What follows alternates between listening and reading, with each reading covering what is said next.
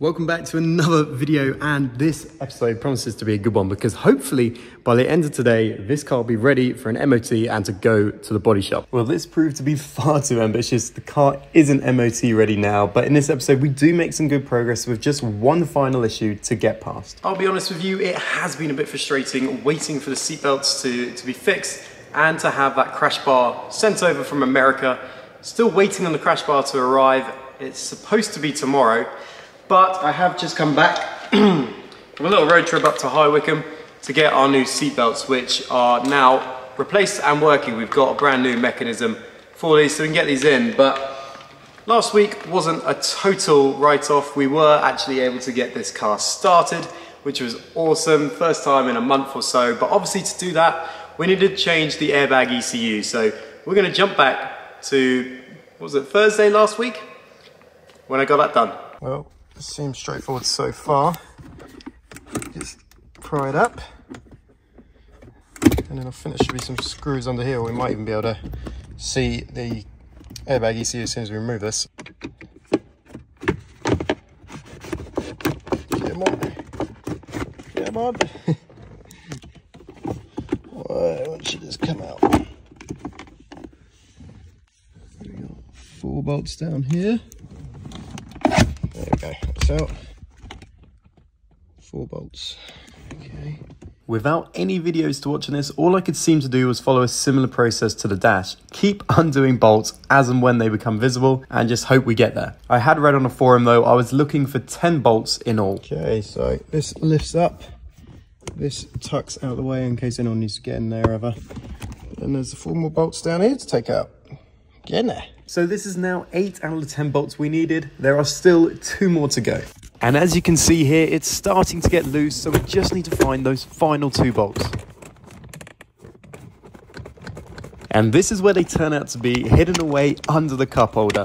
Whilst this all seemed very quick, it took me around 45 minutes to find all 10 bolts. Well, sit rep, that took a lot of time to figure out. There's basically 4 bolts under there.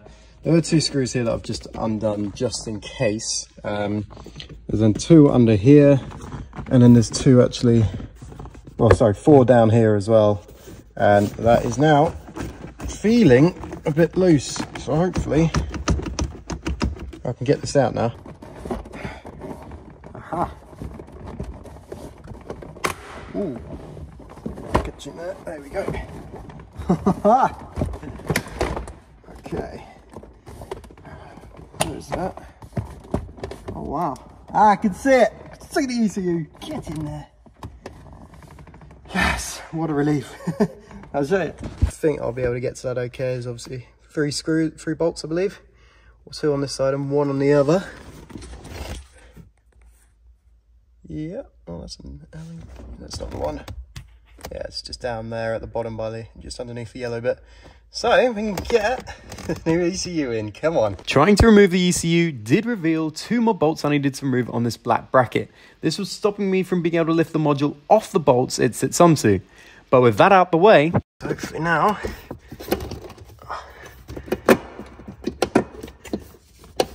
not so easy with one hand. There we go. Here we go. There we go. 1 airbag ECU with crash data. Woo! I love you guys. I've been putting off this task because, like I said in the other chat, in the other episode, I've been looking forward to this sort of part of the builds and putting everything back together. But for now, for replacing the airbag ECU, I've obviously had to take stuff apart. So it's almost felt like a step backwards. But because we managed to figure it out easily enough, you know, we've got the old airbag ECU out, which honestly, I tried to have a look the other day, couldn't figure out anything. Tried using diagrams on scooter rear just to see where the screws were. Yeah, absolute mayhem. But anyway, we got there, and now let's get this new airbag ECU in, and then we should actually be able to fire this car up. So working backwards now with the module sitting in position, I can fit the black bracket that seems to stop the module from moving. With that done, I can reconnect the connectors and bolt down the module.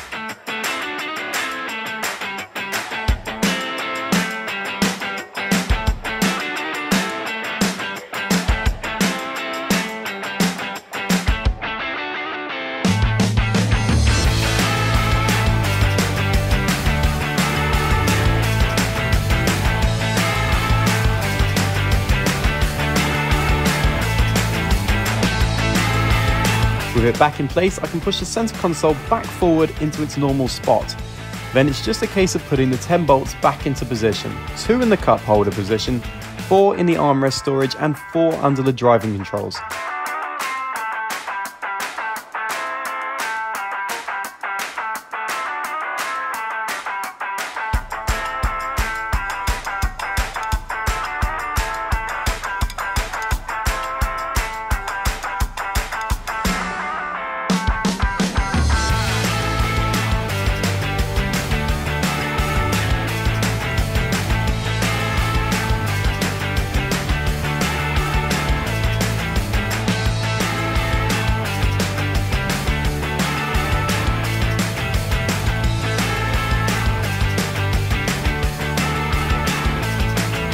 Finally, I just need to put the rubber mats back into position, and there we have it. Job done. Woo. Back in now, there you go. These were just on 4 clips down here. That just sits in, there's a couple of grooves that it sits into. And then down here, obviously the 4 bolts, and then just put the cover back in. And it's done, we got brand new ECU, no crash data on. Which means in theory, we should be able to start this car now, so might give that a quick go. Of course, before doing this, I did clear our fault codes first and check to see if the crash data came back.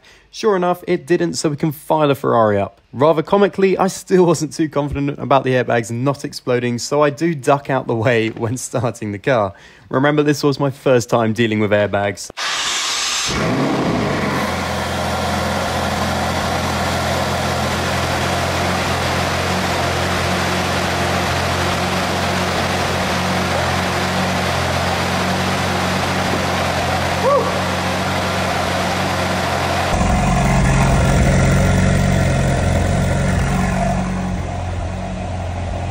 First time starting. Woo-hoo-hoo!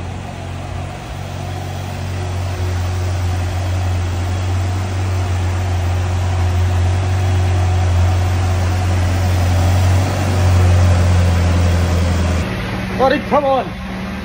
As you saw there, I stopped out the way because I still wasn't sure. Even though crash data, you just worry about the worst. I felt like it was still going to give me a haymaker. So I ducked out of the way and, well, they're looking pretty good actually. A few faults in the dash. But the faults were generally related to parts that weren't on the car, like the bonnet being open and the tyre pressure. There was still an airbag light though, and this is to be expected until I can refit the repaired seatbelts, as it's all a part of the same SRS system. And so the car is running, which is absolutely fantastic, and does feel like quite an achievement after having to take the whole dash out and replace airbags, which I'd never done before. But I've disconnected the battery again so we can get these fit. So let's do that now. Interestingly, the lead does need to come out at the correct angle. Otherwise, it does lock up. So as you can see, I need to basically get these bits bolted in. And then once everything's in place, it should be at the right angle. Otherwise, it's just going to lock out. So I've got to be really careful with this.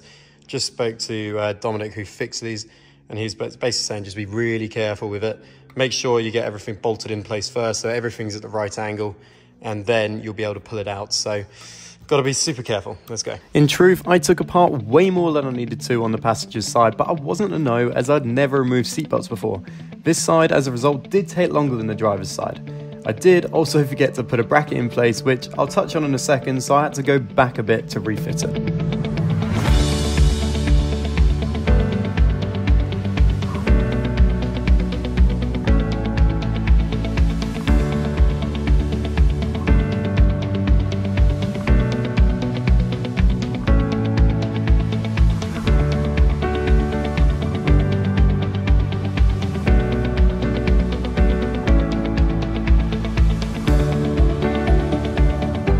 Of a bugger. I've just realized I forgot to fit this, which does go in here and essentially connects this bit to the frame to hold everything in place. So a bit annoying, but yeah, gonna have to start undoing parts, which I've started doing. Just thought I'd show you. Got to unscrew that, get it lifted back up again, and just get this part in place, then go again. In fairness, this didn't set me back too much, as I was able to fit the bracket and get back to where I was in no more than 10 minutes. With the bracket now attached, I can fit the plastic bit that the seatbelt runs through and screw it into said bracket. Finally, I can just refit the trims as well as the seat, and we're halfway there. Okay, and one side done. Got a screw holding it in there. this is still broken, which if you recall, I did do a couple episodes ago and trying to take it out.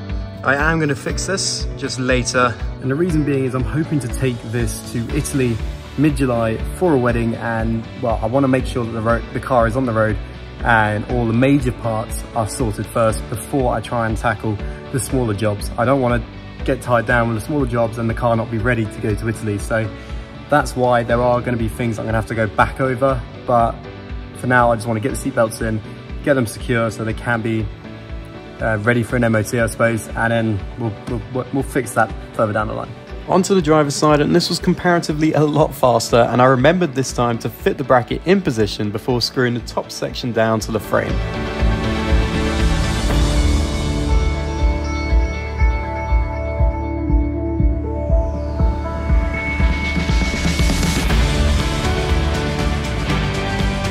As you can see, there is still a broken bit underneath the level where the seatbelt comes out, which happened during the crash when the seatbelt locked out, which I'll also fix down the line. It did also break the plastic part that the belt runs through, but I was able to plastic weld this back together off camera.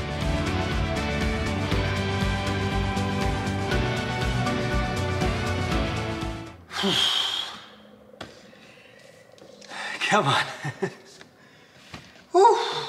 And well, there it is, done. Well, done for now. As you can see, there's bits I need to fix. And obviously underneath where the belt is where I did the plastic welding. So although it's kind of off display, I am going to revisit this whole bit, especially that little crease there. I'm going to fix that. That's just the underside that's just come away. So that's actually not too bad. Everything else is in. We've even got the little caps on the bottom on both sides. And obviously this side is done for now as well, mainly being this bit that needs fixing on this side. So, you know, it's done for now, but I will obviously revisit this. Okay, well that was all yesterday with the seat belts, but now, as you can see, I've taken off the front end. Crash bar should arrive today. Fingers crossed it does, because yeah, we seem to keep missing them for some reason. But anyway, as you can see, we've got two bumpers here, the old and the new. And basically I've just started piecing it together, what I need to take off, what I need to put on, how it all fits on, because obviously it was all broken in parts. I didn't take it apart, so I kind of need to figure out how it goes together. As you can see, I've got the new grille in position, and that, as you can see down here, isn't actually connected. Well, it doesn't line up, and that's because we need to take them off this old piece over here, which, as you can see, it's actually riveted on. But anyway, gonna start basically just transferring everything over to the new bumper. So basically, obviously we've got the grills down here as well. We've got the washer jets for the headlights. They need to be swapped out. The sensors, there's quite a bit to swap over. So whilst we're waiting for the crash bar, we're gonna get this bumper ready now. Well, as you can see from the accident, we did have the old bolts shear off on every single bit of this grill. So completely detached, so I don't have the bolts, but what I have done is I have found some that fit the holes that I can repurpose. So I'm going to do that. We've got a nice little washer here as well to stop that going in too far. Same that side, and then two screws here. So that's the bottom end done. So now I've just got to figure out what to do on this top bit. And hold your horses right there, because just as I was filming that about the rivets, our crash bar's turned up. So let's get it unpacked now, because it's going to be without the paint. And so we're actually going to have to get some primer on it and then paint it before we can actually fit it. So we're going to focus on that first and then get back to the bumper. And here it is lined up next to the other one. As you can see, it's still not painted, so I'm going to have to do that. But the only thing I'm noticing, well, I mean, on the whole, it looks great. It's exactly what we need. But I am noticing these rivets here, or this sort of part, isn't on the new one. So there's more things I'm going to have to look to rivet, actually. As you can see, same down here. Found a riveter with the correct sizes down at Eurocarpets, or at least what I think is the right size, for £7. So I'm going to go get that in a second. But I think in the meantime, we're going to get the ball rolling with this crash bar, and I'm just going to start laying the first coat down now. I'm just going to put it on this box. So I'm going to have to eventually flip it, but for now I can at least get most of it painted now, and then when it's dried, I'll flip it over and paint the other side. Let's go. Now, I did lay down a couple of coats of etch primer, but I'm only going to show you one round, as watching all that would be kind of like watching paint dry. So we'll just move on to the next bit instead. Okay, well, as you can see, I used the drill to drill out the old bits. Used a sander, grinder, all sorts, just to cut it out. And as you can see, we can get a nice little fit there. What I have done is I have sanded this end down, so I'm actually just going to spray a quick bit of sealer on it before I actually reattach it. But I'm also going to spray all this white as well, but just to show you sort of how it fits. It will go down here, and then same tail on the other side, and then this one will at least be ready to go on the car. And we can see how it looks. And speaking of how it looks, I am pleasantly surprised with how this is lining up on both sides. So maybe we've got this spot on, but that remains to be seen. With a couple of coats of white paint down, I can now turn my attention back to the bumper whilst it dries.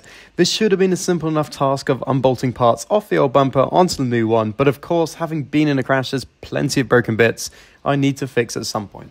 Okay, we're just removing this washer jet, and I noticed one corner was broken, so I've just done another little ugly Alex special here on a plastic weld, so that's now ready to go on to the next piece. But yeah, God, I'm beginning to love this plastic welding, aren't I? This side looks fine though, so I think it's just the one side. And then obviously we got the parking sensors that we need to get in as well, but it's starting to get there. In truth, and just thinking about it now, probably better off leaving this side off for now as well. Same as the grille, because obviously it's going to go off to paint, so I need to come out anyway.